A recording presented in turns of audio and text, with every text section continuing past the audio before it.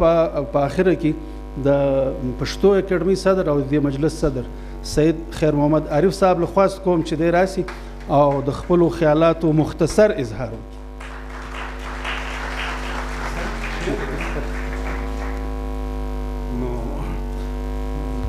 بسم الله الرحمن الرحیم.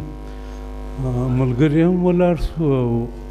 د مختصر غم راته وویل شو، نه یم خبر چې په کوم یو عمل وکړم. خو بهرحال نن د ژبو نړیواله ورځ ده او دا د بنګالیانو د هغه وینو برکت دی چې په 1952 کال کې د خپلې ژبې دپاره په ډاکه کې اواز پورته کوي او د دغه اواز په پورته کېدلو سره پر هغو پرله پسې 2 ورځې فایرینګ وشو. د یوې اندازې مطابق چې په هغه کې 12 کسه او ځینې منابع وایي چې په هغه کې 8 کسه او یوه یې دغه مسله دا هم ده چې په هغه کې 40 کسه شهیدان شو. نو تقریبا 7 کاله پخوا د یونسکو لخوا د ژبو د عالمي ورځې د لمانځلو تابعه وسوه او هغه د هغه بنګالیانو په یاد کې هم هغه ورځ مقرره شوله د 21 فروری چې په 21 فروری 1952 کال کې دوی په ډاکه کې د خپلې ژبې چې زموږ ژبه دي 2مه قومي ژبه جوړه شي. یعنی یو هغه چې له هندوستانه چې اردو راوړله پر دغه خاوره پر دغه قوم پر دغه صوبو یې مسلط کړه او 2مه دا چې هغه په اکثریت کې وو د هغه ژبه یې له هغو نه ورکوله او د هغه په نتیجه کې دا وسو چې هغو وینه ورکړه او د هغو وینه دا رنګ راوړي چې نن په ګرده دنیا کې د ژبو عالمي ورځ لمانځل کېږي. تقریبا د 1914 کال د یوې سروې مطابق چې په دنیا کې 7,000 ژبې ویل کېږي او په دغه کې تر اوسه پورې 360 ژبې له منځه تللي دي، هغه بالکل ختم شوي دي. نو کومه ژبه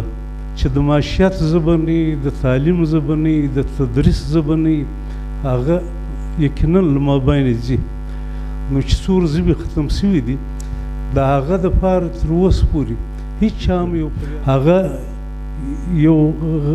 مسلط قوت په استحصال سره یوه ژبه وړې ده او بله منځته راوړې ده. مثال به دا نمونه ورکړم چې کوم وخت دغه سیمې ته انګریزان رالو پر دا ټوله سیمه باندې فارسي مسلط وه، هغه هم پرېدی ژبه وه. خو بهرحال زموږ بدقسمتي دا وه چې زموږ په لر و بر کې چې څومره پښتانه حکمرانان راغلي دي د یوه حکمران په ژبه کې هم پښتو باقاعده کامل ژبه یا تدریسي ژبه یا د تعلیم ژبه یا د حکومت ژبه نه ده پاتې شوې. شاید هغه وخت حالات دا نمونه و. یو خو زموږ بدبختیانې له هغه سره را روان دي چې زموږ تاریخ دا دی چې په دا ټول یعنی په تقریبا په 600 کاله کې موږ دا د ظاهرشاه د دور 40 کاله په امن تېر کړي دي. نور هغه وینې دي، هغه پرېدي قوتونه دي، هغه د پښتنو مځکه ده، پر هغو یرغل دی او هغه پښتانه دي کله خرڅوي په یوه رنګ یې کله خرڅوي په بل رنګ یې یو د بل پښې ول یو و بل ته ګزارول، چاته توپکان ورکړي چاته څه ورکړي چاته څه ورکړي او کار دا چې پښتون په پښتون وه. خیر دا خو جلا کیسه ده. تر کومه ځای چې د پښتو د قدامت مسله ده د ځینې محققینو مطابق د پښتو ژبې عمر 3400 کاله دی او محققین دا وایي چې اوستا کوم چې د زرتوش مذهبي کتاب دی یا رګوید کوم چې د هندوانو مذهبي کتاب دی د هغه شاعري یا کوم طریقه کارو هغه په حجاو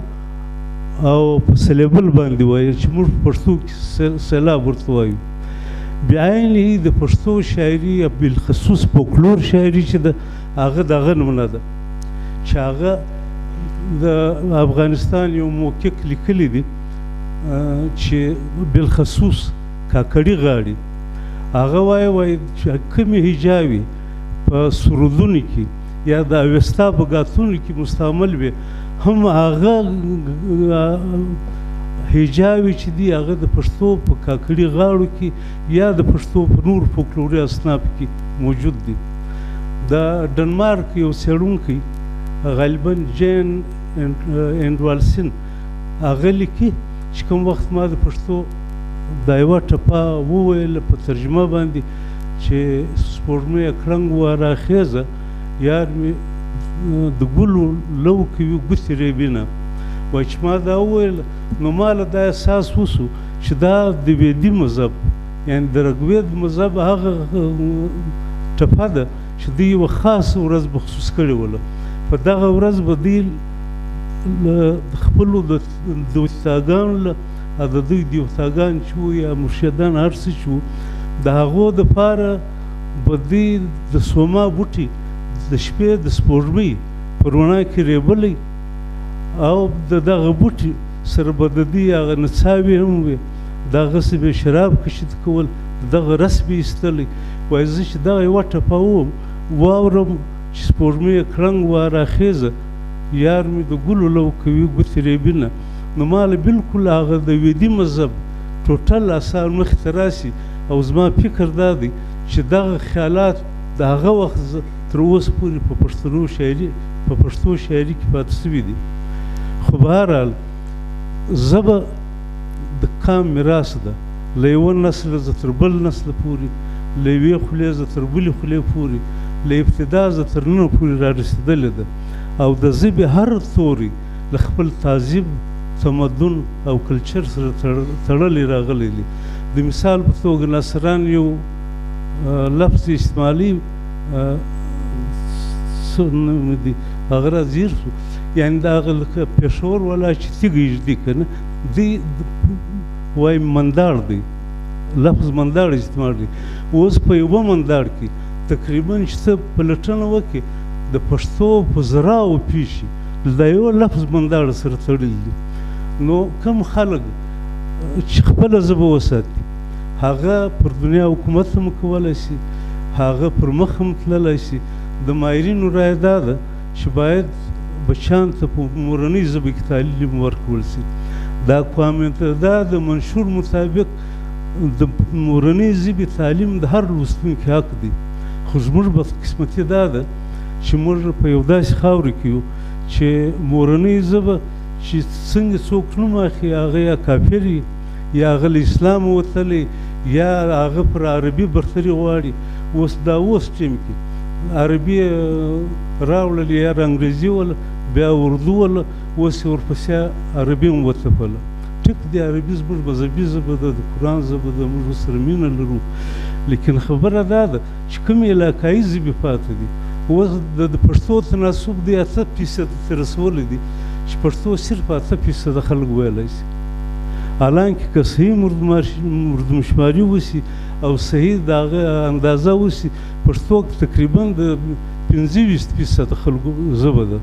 خو د پاکستان اعداد و شمار هغه 8% ته راولي او دا نور د دې نورې خبرې. نو مطلب مو دا دی چې یو ماهر وایي که یو قام وزن نو د هغه د وزلو تر ټولو ښه طریقه دا ده چې له هغه زه خپله ژبه واخلم چې له هغه د ژبه واخیستل هغه قام اټومیټیکلي مړ دی هغه په خپله مري او د هغه زموږ المیه ده چې ډېر دا چې کوم ژبې ګار سوي دي یا موږ وایو دا ورکې دي یا له منځه تللي دي د هغو سره معلومیت دا ده چې یو پر مسلط سوی دي د هغو د معاشیت ژبه نه ده پاتې سوې د هغو د تعلیم ژبه نه ده پاتې سوې د هغو د تدریس ژبه نه ده پاتې سوې او د هغه انجام دا دی چې اوس موږ په هر کور کې تقریبا لکه زموږ خورکۍ چې وویل زموږ هر هلک ته حساب ورکړه هغه په 1 2 پوهېږي په 1 2 3 پوهېږي لیکن په 1 2 3 نه پوهېږي. نو هغه پېښه دا ده چې د هغه کوم روزنه کېږي د هغه کوم ذهني نشونما ده یا هغه ته چې کومه ذهني غذا ورکول کېږي هغه په پردۍ ژبو کې ده